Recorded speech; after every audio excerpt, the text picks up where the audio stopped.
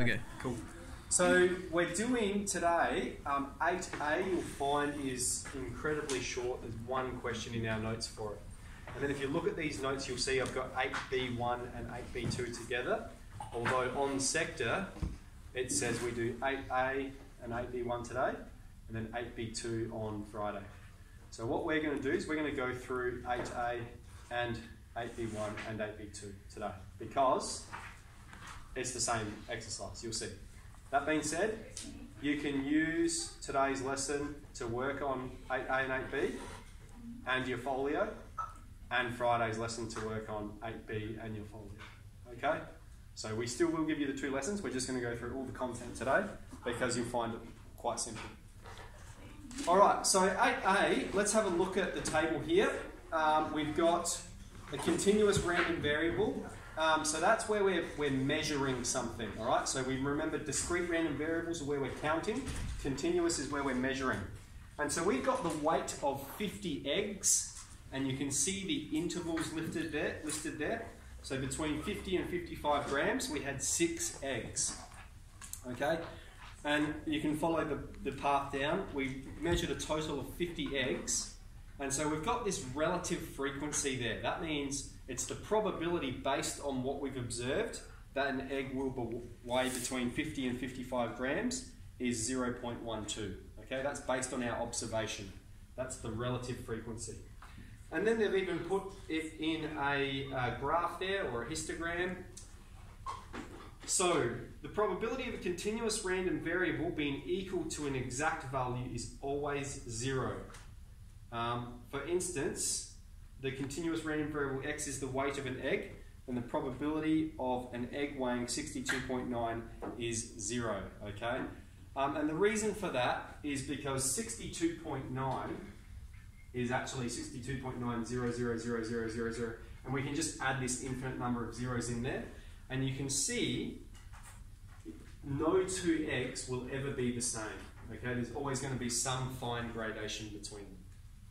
Alright, so we have the probability of it being an exact event always equals 0. So we're always talking about an interval. Now the question we're asked here is find the probability that the weight of a randomly selected egg is between 55 and 65 grams. Okay? So we've got the probability of it being between 55 and 60 grams is 0.26. Alright? That's between 55 and 60. And then the probability of it being between 60 and 65 is 0.4. Alright? So therefore the probability of it being between 55 and 65 is the sum of these, and we've got 0.66. Alright? That's the answer. In 8A, there's some calculating relative frequency, there's some graphing, alright, but it's all very simple statistic stuff that you would have done back in sort of year 9. Okay, let's move on to 8B. So this here, what you're learning about is what's called a probability density function. And towards the end of last semester, I said, hey guys, remember what a probability density function is? And yeah. Blank faces, and this is where we're going to learn about it. And all we need to know is a probability density function is a function that describes the probability of an event. Okay? And there's two properties that it has to satisfy. So I'm looking at the bottom 2 dot points here. It must be greater than 0. Okay? And of course that's true. We always have positive probabilities. And the sum of probabilities over the set interval must be 1. So that means the area under the curve of this function has to add to 1. Alright, so they're the two properties that we need to satisfy. It's pretty much the same as discrete probability distribution. Okay, and then we have a bunch of formulas here for how to calculate the mode, the median, the mean, variance, and standard deviation of a probability distribution function. So we're starting with this function, x on a. So I'm going to rub all this out and I've got the whole board.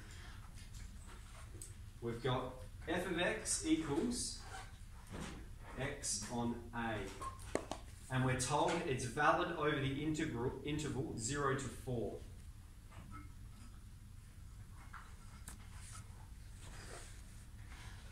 Alright, so what this means, because it's valid, if we look at part 8, it says find A, giving it's a valid probability density function. It means the integral from 0 to 4 of x on top of A, with regards to dx, is 1. The area under this curve from 0 to 4 equals 1. And so now we're going to find A. What I'm going to get you to recognise is what we've got here is we've got x times 1 on A.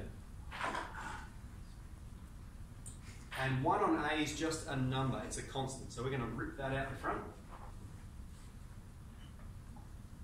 Oops. 1 on A times the integral from 0 to 4 of x. And then we can even multiply both sides by A. Alright? And so what we're going to have is the integral from 0 to 4. Alright, and so we can solve our value of A now. Let's perform that integration. We're going to have x squared on 2. It's a definite integral, so we don't need plus c. And we plug the 4 in. 16 on 2, 8.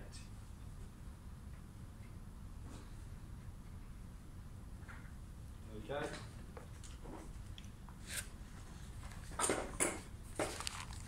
So I'll just describe this function. It's y equals x on 8. All right, we've found the value of A. And this is the equation of a line. All right, perhaps if I write it like this, it might make a bit more sense. It's 1 on 8x plus c, where the y-intercept is 0. We're not given a y-intercept. And so if we had to graph that, it's the equation of a line. It doesn't have a y-intercept, which means it goes through 0. It's going to look something like this. All right? And we're told the area from 0 to 4, the area under this curve here, adds up to 1. Okay? And this describes the probability of some event. We're not told what the event is, but we can see the closer we get to 4, the higher the probability becomes. Okay? The y-axis describes our probability. And so while we're at 0, we have fairly low probability of the event occurring here, and fairly high probability of the event occurring over here. All right. 2 is the middle. All right. Is the average, all right? Is the average likely to be 2? Is it likely to be to the left of 2, or is it likely to be to the right of 2? The average, the mean. The right. The right. Yep. This is a negative skew, isn't it? Most of the data is over this side. Okay. So we're going to expect the average to be about here somewhere. That's about halfway. You have half the data that side, half the data that side. Okay. Part B, find the mean, median, and mode. I'll find that later in a moment. So we've got these formulas for finding the mean, median, and mode. Okay. Firstly, let's start with the mode. All right. The mode is the value of x which maximizes f of x. So it's the value of x that gives us the highest probability. That's going to be 4. Okay. The mode is 4. Okay. Then we'll do the mean, because that's going to be this next easiest. All right. So the mean is the integral from 0 to 4. All right. Of x times by f of x. And in this case, f of x is x on 8. So it's x times x on 8 with regards to dx. Okay? And if you want to, you can calculate this manually. This is not going to be an integration test. This is a statistics test. And so we should just be crunching that stuff in our calculator.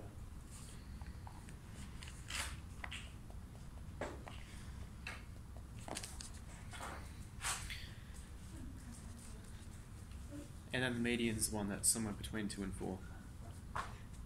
Yes. Yep.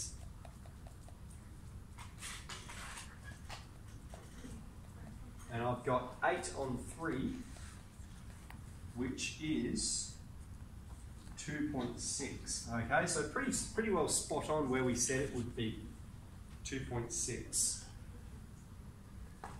Okay, then for the median, let's look at the formula for the median.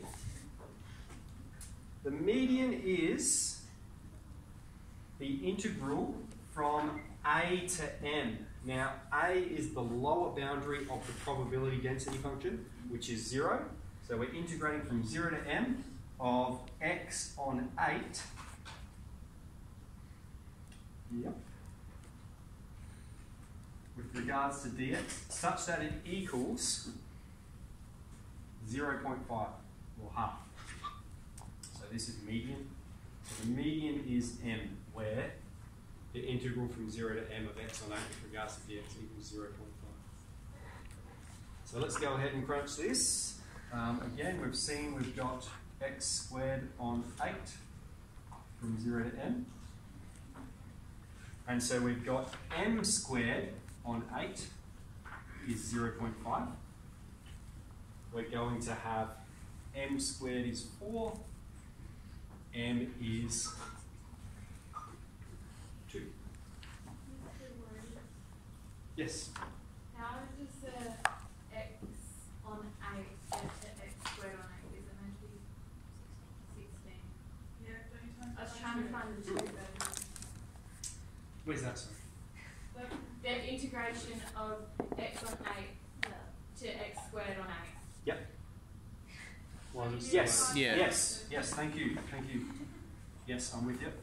X squared on 16 on 16, thank you. And we've got 8, and then we've got the square root of 8. It should be 2 point something.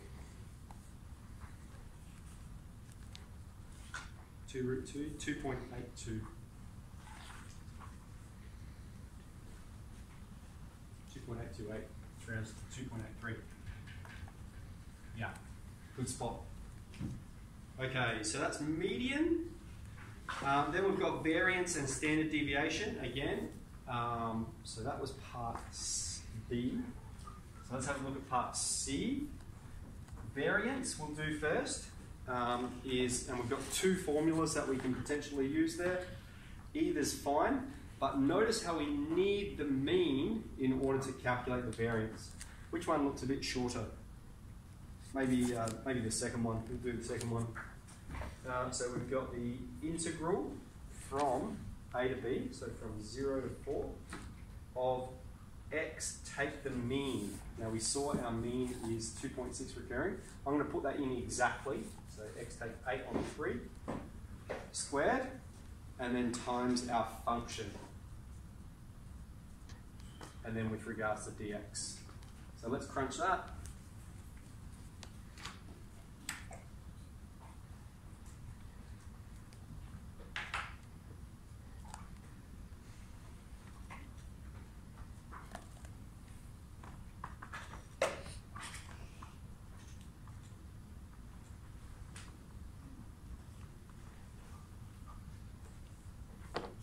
I've got 8 on 9. And then the standard deviation is just the square root of the variance.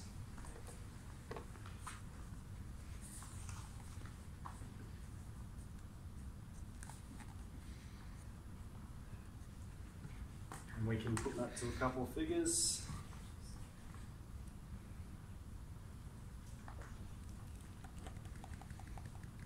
Zero 0.9428.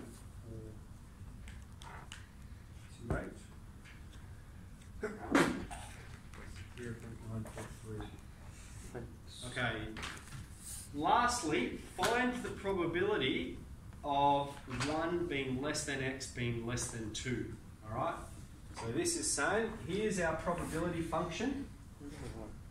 Find the probability of an event being between 1 and 2. That just means find the area under the curve between 1 and 2. So part D, the integral from 1 to 2 of our function. Okay, let's just crunch that in the calculator.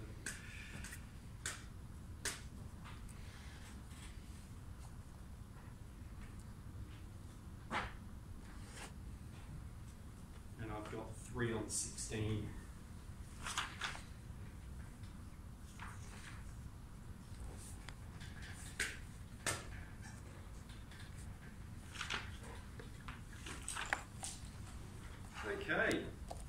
So that is 8A, 8B1 and 8B2. We're going to have both lessons today and on Friday to work on it with some of your assignment thrown in there. So up to you how you want to go about the next bit. Let's get in one. Yes, ready. I'll just pause this. Thank you.